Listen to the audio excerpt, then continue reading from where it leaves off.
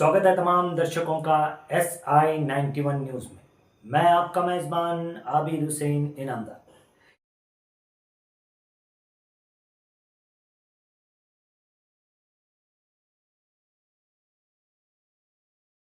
मेज पर लैपटॉप रख दिया गया है। माँ बाप की निगाहें स्क्रीन पर इस इंतजार में टिकी हैं कि कब उनका बेटा उनके सामने नमूदार होगा।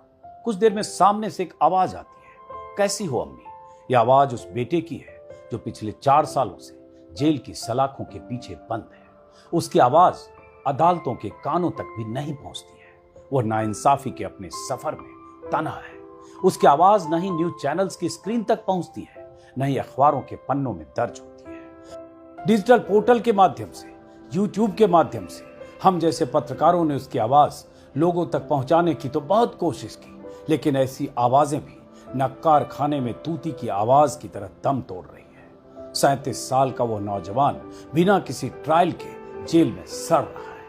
कैदी नंबर 626710, नाम है उमर खालिद। हिंदुस्तान में मुख्य धारा का मीडिया उमर के साथ हुई नाइंसाफी पर भले ही अपनी जुबान न खोलता हो, लेकिन विदेशी मीडिया में भारत सरकार और यहां की न्यायिक व्यवस्था का खूब मजाक बन रहा है।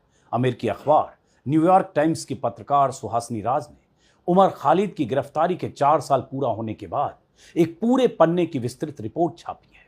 इस रिपोर्ट में सुहासिनी ने उमर के परिवार के उन किस्सों और दर्द को जज्ब किया है जिसकी चीख भारतीय मीडिया बयान नहीं कर सकता। क्यों नहीं कर सकता? उमर एक मुसलमान है इसलिए? उमर सत्ता प्रतिष्ठान की आंखों की किरकिरी है इसलिए? मुसलमानों के हितों की आवाज उठाने वाला उमर मोदी की सत्ता के खिलाफ मुखर आवाज बन गया इसलिए? क्या इसका खामियाजा भुगत रहा है उमर खालिद? क्या किसी मुस्लिम आरोपी के लिए भारत में कोई अलग से कानून व्यवस्था है जिसके तहत उसे 4 सालों तक बिना किसी ट्रायल के जेल में ठूस कर उसकी जवानी बर्बाद की जा सकती है? जब सुप्रीम कोर्ट के जज किसी मामले में जमानत देते वक्त कहते हैं bail is the rule and jail is the exception, तो क्या उन्हें उमर खालिद नहीं दिखता है जिसके लिए लगता है जेल ही रूल है और बेल तो इसकी किस्मत में नहीं? फर्क देखिए तो आप खुद बखुद समझ जाएंगे। एक तरफ बिना ट्रायल के 1500 दिनों से जेल में उमर खालिद है, दूसरी तरफ बलात्कार और हत्या के आरोप में उम्र कैद की सजा काट रहा एक सजा याफ्ता मुजरिम है। उसकी पहुंच कहीं दूर सत्ता के शीर्ष पर बैठे नेताओं और मंत्रियों तक है। वो बलात्कारी है, लेकिन नीति नियंताओं की मेहरबानी शायद उसे हासिल है। तभी तो 2024 में हरियाणा विधानसभा चुनाव के महज 3 दिन पहले 20 दिनों के पैरोल पर वो जेल से बाहर आ जाता है। नाम है गुरमीत राम रहीम। राम रहीम के लिए जेल से बाहर आना जैसे उसकी मर्जी पर निर्भर हो, एक बार नहीं बार बार, जब चाहे तब। एक तरफ उमर खालिद है जिसके ऊपर दिल्ली में दंगा भड़काने का आरोप है, जो बिना किसी ट्रायल के 1500 से ज्यादा दिनों से जेल में बंद है। दूसरी तरफ गुरमीत राम रहीम जिसके ऊपर बलात्कार का आरोप सिद्ध हो चुका है। अदालत ने उसे उम्र कैद की सजा सुना रखी है। बावजूद इसके अब तक इसने जितने दिनों की सजा काटी है उसमें 235 दिन से ज्यादा वक्त तक पैरोल पर जेल से बाहर रहा है। न्यूयॉर्क टाइम्स की पत्रकार सुहासिनी राज की रिपोर्ट के मुताबिक उमर खालिद की वर्चुअल मुलाकात परिवार वालों के साथ हफ्ते में एक बार होती है।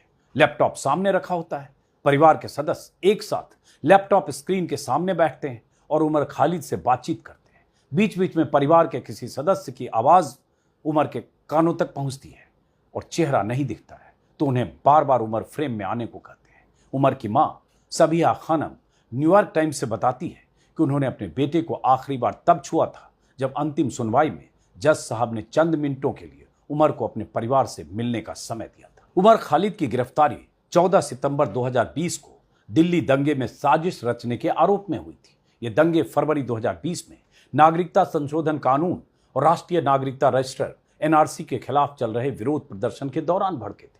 सरकार का आरोप है कि उमर खालिद ने दंगों की साजिश रची और लोगों को हत्या के लिए उकसाया था, लेकिन हकीकत में क्या उमर खालिद ने दिल्ली में दंगा भड़काने की कोशिश की थी? उमर के एक बयान को दराव फारूकी ने पिछले महीने यह कहते हुए ट्विटर पर पोस्ट किया था कि क्या उमर के इस बयान को हिंसा भड़काने वाला कहा जा सकता है? हम हिंसा का जवाब हिंसा से नहीं देंगे, हम नफरत का जवाब नफरत से नहीं देंगे। अगर वो नफरतें फैलाएंगे तो हम उसका जवाब प्यार से देंगे।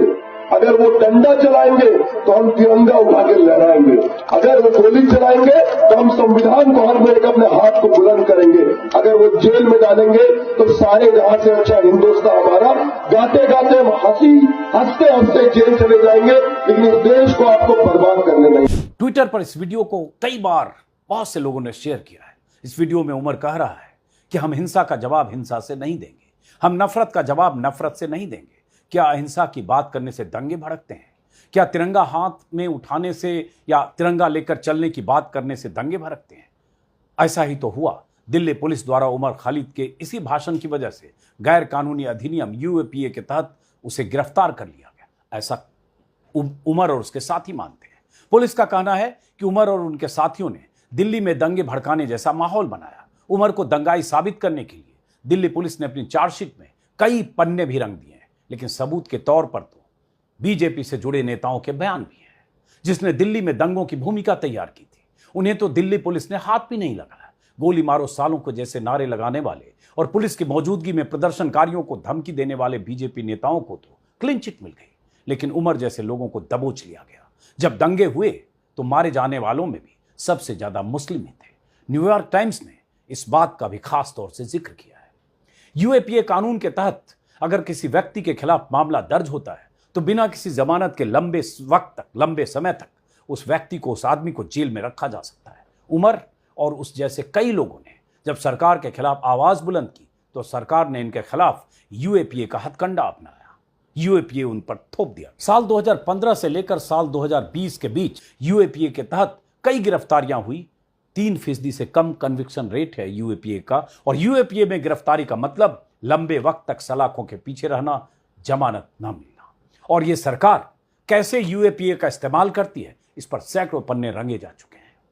कहीं उमर खालिद भी सरकार की इसी मंशा का शिकार तो नहीं, यह सवाल बार बार पूछा जाता है। यूएपीए के तहत की गई गिरफ्तारी के बाद जेल में कुछ लोगों की जानें भी जा चुकी है। उमर खालिद भी इसी कानून की चपेट में है। 1500 से ज्यादा दिन सलाखों के पीछे वो काट चुके हैं, मगर अब भी जेल मानो उमर का मुकद्दर बना हुआ है। उमर की गिरफ्तारी के 1.5 साल बाद ट्रायल कोर्ट में जमानत याचिका की सुनवाई हुई, मगर जमानत नहीं मिली। उसके बाद अक्टूबर 2022 में दिल्ली हाईकोर्ट से उमर की जमानत रद्द हो गई। उमर खालिद ने इसके बाद सुप्रीम कोर्ट का दरवाजा खटखटाया। सुप्रीम कोर्ट ने 14 बार सुनवाई स्थगित की, 14 बार। इसी साल के फरवरी महीने में उमर खालिद ने सुप्रीम कोर्ट से जमानत याचिका वापस ले ली। फिलहाल उनकी जमानत याचिका दिल्ली हाईकोर्ट में लंबित है।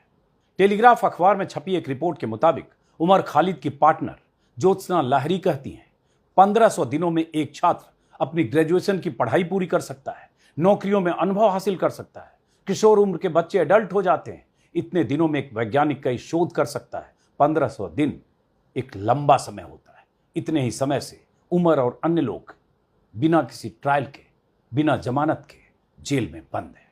वहीं दूसरी तरफ एक बलात्कारी जो सत्ता में बैठे लोगों का कृपा पात्र है, जब उसका दिल करता है या उसकी जरूरत पड़ती है, सरकार उसे पैरोल पर बाहर कर देती है। साल 2017 में राम रहीम को सिरसा स्थित डेरा मुख्यालय में अपने 2 शिष्यों के साथ बलात्कार करने के आरोप में 20 सालों की जेल की सजा सुनाई थी। तब से अब तक वह कम से कम 11 बार जेल से बाहर आ चुका है।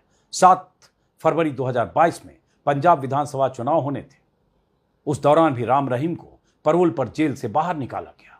17 जून 2022 को, यानी हरियाणा नगर निगम चुनाव से पहले 30 दिनों की पैरोल पर राम रहीम फिर बाहर आया। इसके बाद आदमपुर उपचुनाव से पहले 15 अक्टूबर 2022 को 40 दिनों की पैरोल मिली। हरियाणा में पंचायत चुनाव के पहले 2023 जुलाई में 30 दिनों के लिए फिर बाहर आया। 21 नवंबर 2023 को राजस्थान विधानसभा चुनाव के ठीक पहले 29 दिनों के लिए राम रहीम फिर जेल से बाहर आया। और ताजा मामला हरियाणा विधानसभा चुनाव से पहले 21 दिनों के लिए वो फिर जेल से बाहर। हरियाणा विधानसभा चुनाव से ठीक पहले जो पैरोल मिली, अगर कुल अवधि को जोड़ें तो सजा के 275 दिन से ज्यादा जेल से बाहर बिता चुका है। वहीं उमर खालिद के नसीब में सिर्फ जेल की सलाखें हैं, कोठरियां हैं, तन्हाई है। क्या कानून बलात्कारी राम रहीम के लिए अलग है और उमर खालिद के लिए अलग? वहीं उमर खालिद के नसीब में जेल की कोठरियां हैं, सलाखें हैं, तन्हाई है। क्या कानून बलात्कारी राम रहीम के लिए अलग है और उमर खालिद के लिए अलग? पिछले साल उमर खालिद को अपनी बहन की शादी में शिरकत करने के लिए सिर्फ 1 हफ्ते की छुट्टी दी गई थी। न्यूयॉर्क टाइम्स की रिपोर्ट के मुताबिक उमर खालिद की मां कहती है उमर उस दिन सोता तक नहीं था, क्योंकि एक हफ्ते की छुट्टी का एक एक मिनट अपने परिवार के साथ बिताना चाहता था। एक तरफ राम रहीम जब चाहे जेल से बाहर आ जाता है, 20-20 दिनों की उसे छुट्टियां मिलती हैं, चुनाव में उसके प्रभाव का इस्तेमाल किया जाता है, बलात्कार का आरोप उसके ऊपर सिद्ध हो चुका है, हत्या का मामला है। वहीं उमर खालिद बिना किसी ट्रायल के पिछले 4 सालों से जेल में बंद है। उमर खालिद के पिता सैयद कासिम रसूल इलियास ने न्यूयॉर्क टाइम्स को बताया कि खालिद की जमानत की अर्जी 3 बार निचली अदालतों में खारिज हो चुकी है। सुप्रीम कोर्ट में उसकी जमानत की सुनवाई कम से कम 1 दर्जन बार टाली जा चुकी है। पता नहीं क्या वजह है। बकौल कासिम रसूल 2 बार तो ऐसा भी हुआ कि खालिद को अदालत लाया गया, लेकिन जज साहब ने खुद को मामले से अलग कर लिया और खालिद को वापस जेल में भेज दिया गया। क्या भारत की न्यायिक व्यवस्था वाकई उमर खालिद के साथ नाइंसाफी कर रही है? क्या मुख्य न्यायाधीश CJI DY चंद्रचूड़ ने उमर खालिद के मामले को भी भगवान के भरोसे छोड़ दिया है? अभी तो उनका एक बयान था कि अयोध्या से जुड़ा फैसला उन्होंने भगवान के भरोसे छोड़ा और भगवान ने उन्हें दिशा दिखा दी। चंद्रचूड़ से भी अगर कोई उम्मीद थी, उनके इस बयान के बाद उनसे भी लोगों की उम्मीद टूटी है।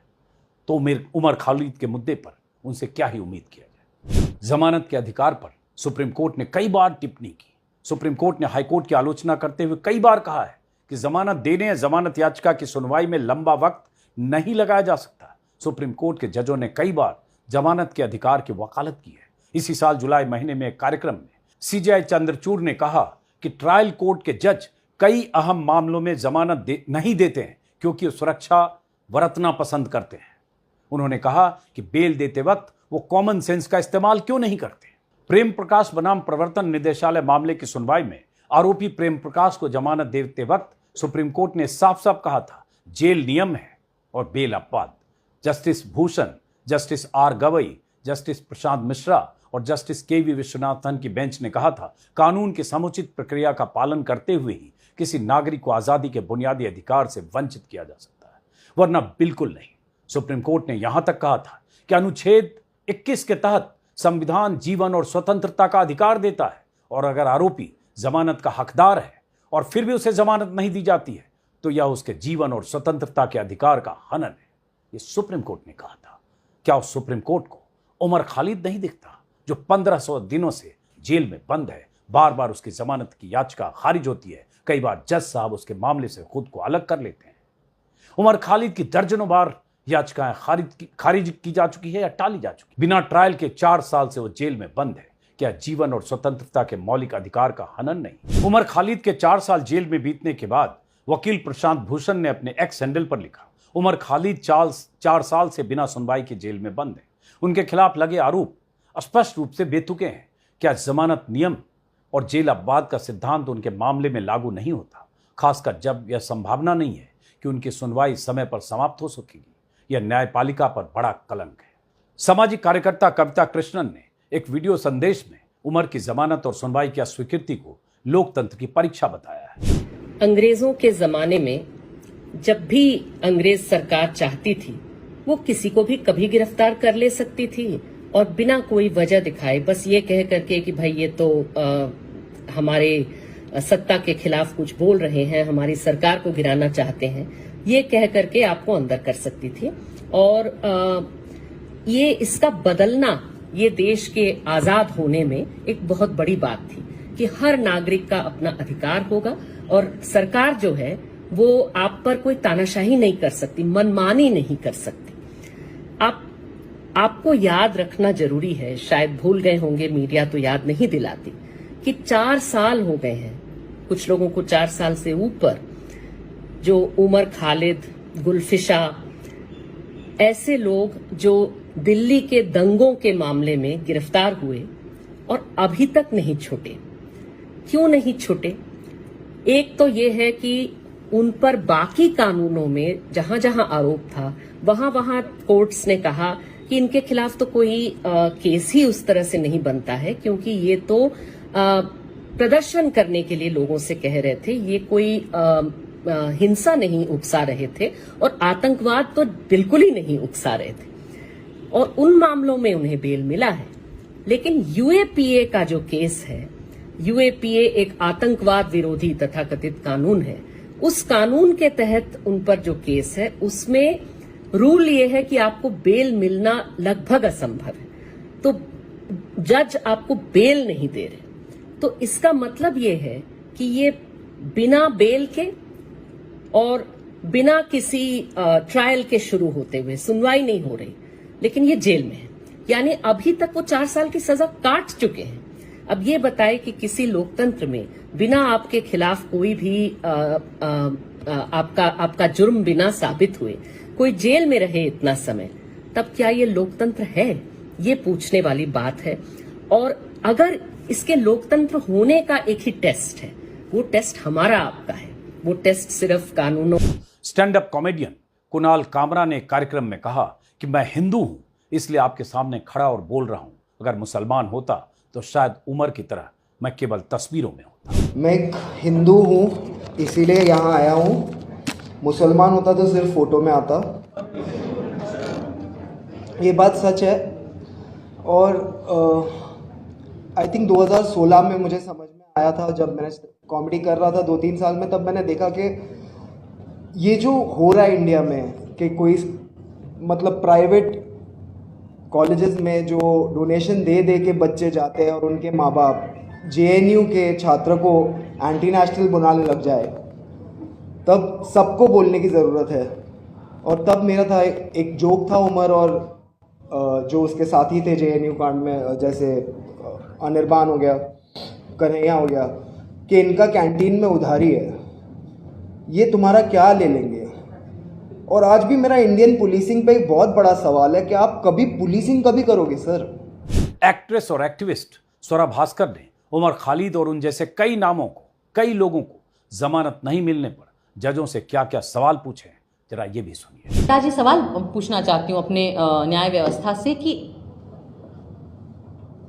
क्यों, क्या डर है आपको किस चीज का डर है? आम नागरिक को तो जेल का डर होता है, पिटाई का डर होता है, मुसलमान तो कहीं पे भी पिट जाते हैं बेचारे इस देश में, दलित कहीं पे भी पिट जाते हैं इस देश में। हम लोगों को भी डर लग सकता है कि काम नहीं मिलेगा, कॉमेडी के शोज नहीं मिलेंगे, फिल्में बंद हो जाएंगी, जिनके बच्चे हैं छोटे छोटे उनको अलग अलग किस्म के डर लगते हैं। आपको क्या डर लगता है? आपके पास तो पूरा तंत्र है, आपके पास तो सारी सरकारी तंत्र है। जब तक आप इन बड़े बड़े सुप्रीम कोर्ट, हाई कोर्ट तक पहुंच जाते हो, आपको 60 साल 50 साल के ऊपर होते होंगे, आपके तो बच्चे भी बड़े हो गए होंगे, अच्छी महंगी कॉलेजेस में आप उन्हें पढ़ाते हैं, बाहर भेजते हैं, यूनिवर्सिटीज़ में वो भी सेटल हो जाते हैं, उनकी शादियाँ हो जाती हैं, उनके भी बच्चे होते हैं। तो इस बुढ़ापे में क्या डर है अब आपको? अब क्या लालच है आपके अंदर? क्या चाहिए आपको? हाँ, क्या ज़रूरत है? गवर्नर पोस्ट चाहिए, राज्यसभा जाना है, इतनी आपके अंदर लालच है कि आप महज आपका काम आपसे करने को हम मांग रहे हैं, वो आपसे नहीं हो रहा है। उमर खालिद के पिता न्यूयॉर्क टाइम्स को बताते हैं कि भारत में आजकल सच बोलने की कीमत चुकानी पड़ती है। इन दिनों भारत में किसी मुस्लिम नाम के व्यक्ति का फंसना और फंसाना आसान हो गया है। उमर खालिद की जमानत की सुनवाइयां जैसे औपचारिकता बनकर रह गई है। वहीं दूसरी ओर राम रहीम जैसे अपराधी को, सजा याफ्ता मुजरिम को आसानी से पैरोल पर छुट्टियां मिल जाती है, वह भी चुनाव से ठीक पहले। क्या उमर के लिए दूसरा कानून है? क्या उमर को सिर्फ मुसलमान होने की सजा मिल रही है? क्या भारत में मुसलमान होना कोई अपराध है? उमर को अब तक जमानत क्यों नहीं मिली? इन्हीं कुछ सवालों पर आज के इस वीडियो को खत्म करता हूं। मुलाकात होगी किसी और वीडियो में। फिलहाल नमस्कार।